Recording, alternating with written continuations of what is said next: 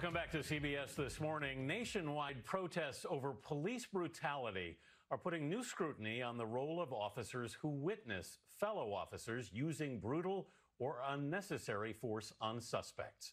Former Buffalo, New York police officer Cariel Horn was fired in 2008 after she says she stopped a white officer's chokehold on a black suspect in handcuffs. Now, the Buffalo City Council is asking the New York State Attorney General to investigate Horn's firing.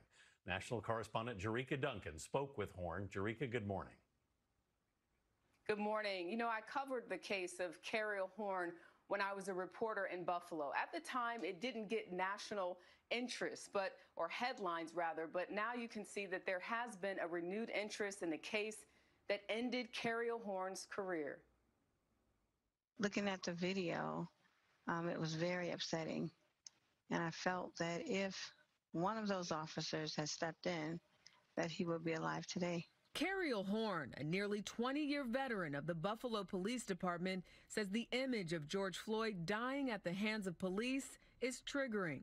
In 2006, then Officer Horn made headlines after intervening when she says fellow officer Greg Kwiatkowski was choking a black suspect, Neil Mack. I couldn't breathe. What was it that day that made you jump in?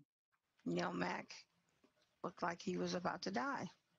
So had I not stepped in, he possibly could have. He was handcuffed and being choked. The Buffalo Police Department brought disciplinary charges against Horn and fired her in 2008, a few months before she was eligible to receive a full pension. Greg Kwiatkowski sued Horn and her lawyer for defamation.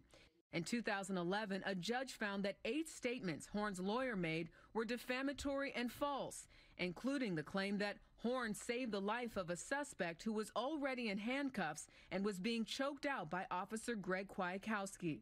Neil Mack, the suspect at the center of the nearly 14-year-old case, maintains to this day that Cariel Horn saved his life. He was choking me. I was handcuffed.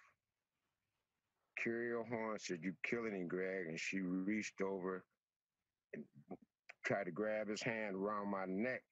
In 2012, in a lawsuit brought by Mack, a jury found no wrongdoing by the Buffalo police officers involved in his arrest.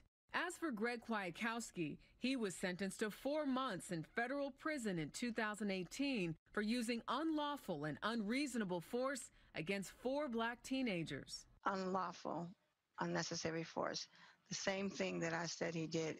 Horn says she's turned her pain into activism.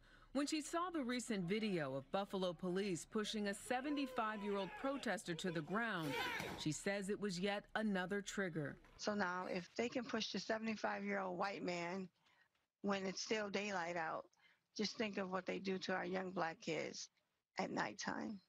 Horn says these days she's at peace because she stands by what she did. Still, she broke down when I asked her how this has impacted her children. It's important for me to be truthful because this has been a lot of years. So when you talk about where did the raw emotion come from, it's because I have fought all of these years and tried to keep it together for my children. Horn is now fighting for her full pension. She's also pushing legislation called Cariel's Law, which she says would protect police if they intervene from being retaliated against. As for the Buffalo Police Department, they tell CBS This Morning that in 2006, Officer Horn requested that her case be reviewed by an independent arbitrator. The arbitrator recommended termination after lengthy hearings, and the police commissioner at the time followed that recommendation. Former Buffalo Police Lieutenant Greg Kwiatkowski could not be reached, and his former lawyers did not respond to our request for comment. Anthony? Jericka, thank you. Such a complicated and obviously still a lot of questions in that case.